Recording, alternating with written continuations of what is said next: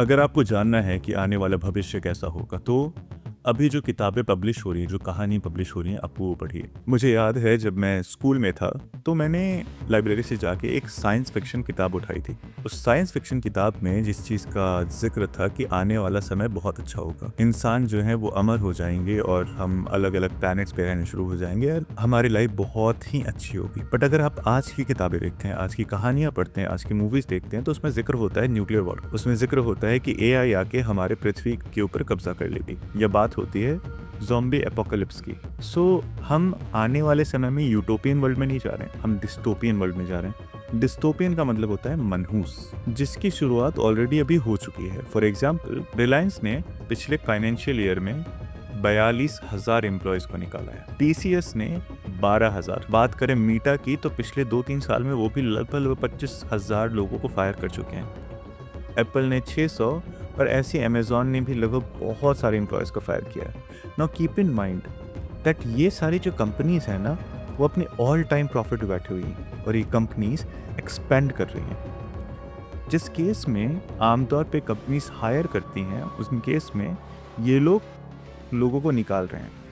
अब यहाँ पे दो बातें हो सकती हैं, या तो रिसेशन आने वाला है, ऐसा रिसेशन जैसा हमने कभी ज़िंदगी में देखा नहीं, शायद से दुनिया का सबसे बड़ा रिसेशन आएगा, या फिर ये जॉब्स को एआई टेक ओवर करेगी, या फिर दोनों ही बातें। बट यहाँ पे there are people who are saying that AI will bring more jobs.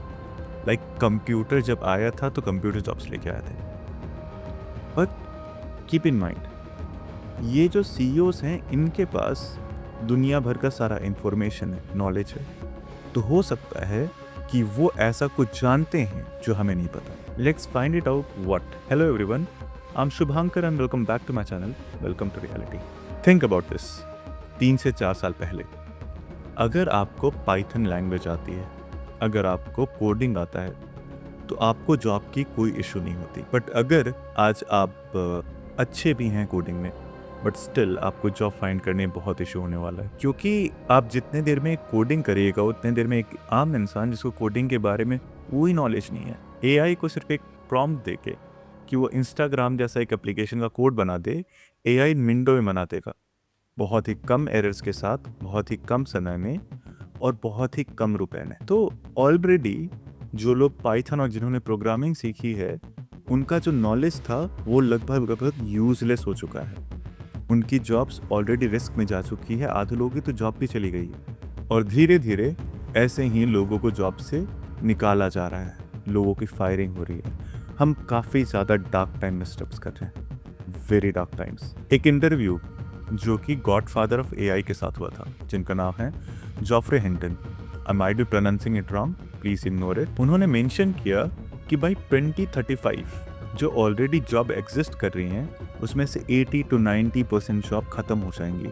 So if you want to secure your future और secure your future job, learn plumbing. अगर आपको अपना जॉब सिक्योर करके रखना है तो आप प्लम्बिंग सीख। That's what godfather of AI is saying, and clearly he has more knowledge about AI than a normal civilian. और जब फर्दर उनसे ये सवाल पूछा गया कि आपका फ्यूचर के बारे में क्या ख्याल है, आप फ्यूचर में क्या सोचते हैं, how AI will act, he further replied, मैं फ्यूचर के बारे में नहीं सोचता, मुझे फ्यूचर के बारे में सोच के चिंता होती है। उन्होंने बोला कि मैं अभी अपने एंड ऑफ द लाइफ में हूँ, बट जब उन्होंने बोला कि मैं अभी एंड ऑफ द लाइफ में हूँ, लेकिन मेरे जो बच्चे हैं, जो मेरे नेफ्यू और नीस हैं, उनके लाइफ के बारे में सोच के मुझे बहुत ज़्यादा चिंता होती है। आज से कुछ दशक पहले इंडस्ट्रियल रिवॉल्यूशन आया, जिसमें जो ह्यूमन एफिशिएंसी थी वो काफ़ी बढ़ा दी गई।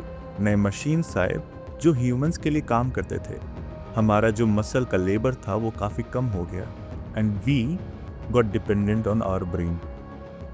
बट अब एआई के आने के बाद थिंक अबाउट कि एक सीईओ है जो अपने पिताजी की कंपनी चला रहा है। सो उसके पास बहुत ज़्यादा दिमाग नहीं है, उसने स्ट्रगल नहीं देखा, बट फिर भी उसके पास एक एआई है, एक एआई असिस्टेंट है जो कि सुपर इंटेलिजेंट है। तो अब जो भी वो एआई को बोलेगा, एआई ऑलवेज मेक श्योर कि उसकी कंपनी प्रॉफिट में जा रही है। बट एआई के लिए बेस्ट डील क्या होगा कि मैं सीईओ को ही हटा दूं, क्योंकि दिस सीईओ ये कंपनी चलाने लायक नहीं है, बिकॉज जो एआई है वो एक ह्यूमन के डेटा के ऊपर फीड कर रही है। Like right now maximum AI applications are free for the users, but sales में एक बात कही जाती है कि कुछ भी चीज़ फ्री नहीं होता, और अगर कोई चीज़ आपको फ्री मिल रहा है then you are the product. So आपके इमोशंस और आपके नॉलेज पे अभी एआई फीड कर रहा है, और इंसानों के अंदर लालच बहुत ज़्यादा होती है, इंसानों के अंदर भूख बहुत ज़्यादा होती है पाउडर के लिए। तो कल के क्या है, जो एआई है वो हमारे इमोशंस और हमारे नॉलेज पे ही ट्रेन हो रहा है, तो वो हमारे ऊपर टेक ओवर करेगा ही करेगा, because this is the way AI is getting trend. आने वाले 2 से 3 सालों में ही बहुत सारी जॉब चली जाएंगी, जैसे डेटा एनालिस्ट की, क्योंकि एआई के पास दुनिया भर का सारा डेटा है और चुटकियों में एनालाइज कर सकता है। एक ऊबर ड्राइवर, उसको डर नहीं लगता कि उसका जॉब जाने वाला है, बट थिंक अबाउट इट, अभी ऑलरेडी सड़क पे कार चल रही हैं जिनके अंदर ड्राइवर नहीं है। टेस्ला की कार से फिर BYD की कार, वो ऑटोमेटिक है, वो एआई के थ्रू सड़क पे चल रही। तो आने वाले कुछ सालों में ऊबर ड्राइवर तक की जॉब चली जाएगी, और ये बहुत ज़्यादा दूर नहीं है, ये टेक्नोलॉजी हमारे पास ऑलरेडी है। It's just matter of few years. And हमें ये बात समझनी होगी कि ये बात सिर्फ उस ऊबर ड्राइवर की नहीं है, ये बात लिमिटेड या उस डेटा एनालिस्ट की नहीं है, ये बात उस डेटा एनालिस्ट तक भी लिमिटेड नहीं है, और ना ही ये बात है किसी लीगल एडवाइज़र की।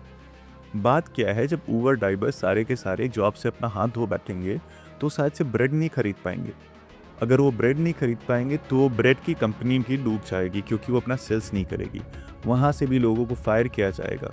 हो सकता है वो लोग कहीं घूमने का ट्रिप प्लान कर रहे होंगे, तो शायद से वो बस में अपना टिकट नहीं कराएंगे या फिर वो होटल बुक नहीं करेंगे। तो ऐसे ही ये एक कंपाउंड इफेक्ट होता है, या बटरफ्लाई इफेक्ट, कि एक के होने के बाद दूसरा दूसरा दूसरा, और ऐसे ही जॉब्स जाती रहती हैं। तो एक बहुत बड़ा रिसेशन आने वाला है, उसको कोई नहीं रोक सकता। This recession is inevitable, nobody can stop it. हमें भले ही लग रहा होगा कि ये आने वाले काफ़ी सालों में होगा, but just to let you know, Albania में पहली एआई मिनिस्टर भी आ चुकी है।